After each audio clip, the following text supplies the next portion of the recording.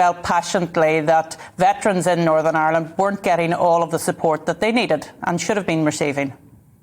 Well, I mean, that is fairly uncommon knowledge. If you say that to not so much veterans over here in England, but if you certainly talk to the general public, they kind of assume that there is a huge umbrella in which Northern Ireland veterans are included. Now, they are not excluded, but it is not made any easier by large charities for them to become embraced, if you like, because their circumstances are totally different.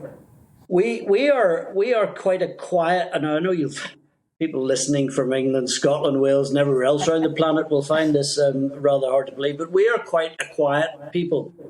We don't moan. Veterans still live in Northern Ireland. It is hard for them to find help.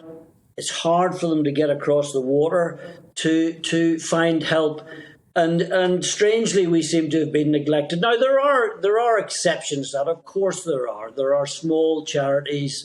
You know that Andy Allen runs one, etc. But Beyond the Battlefield came to my attention a couple of years ago.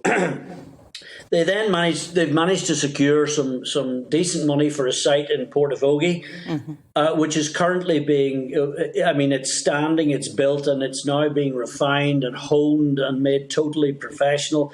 And this, as opposed to various other sites in the United Kingdom, this is open to all who served in Northern Ireland, and indeed all who served. It's open to all veterans, and it also includes the emergency services, or the blue light guys and girls, as we call them. It's more than a respite centre. It's, Anne-Marie and Rab will be there flying the flag, but it'll be full of qualified people. It is a safe place for veterans to go. And Arlene, particularly ex-RUC men and ex-UDR live in communities where they need to keep their heads down and be quiet. Particularly the RUC, I think I've come across, as you will have done over the last couple of years. I know a very close friend of mine, Melanie Brown, lost her brother to severe PTSD and alcoholism, etc. With common problems. And there's very little help for these people because they tend to be very quiet. But they are there in our community, quietly trying to get on with their lives with massive strain on their shoulders.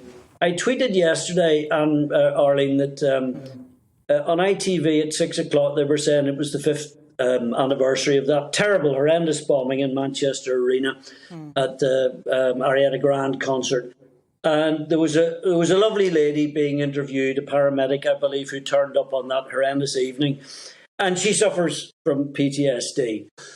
I merely put out on Twitter, I also sent her my best wishes, of course, and I just mentioned on Twitter that for decades, not only our emergency services, but all the services suffered horrendous sights, horrendous violence. The things we did to each other were indescribable. For decades, they put up with this. And they don't shout about it.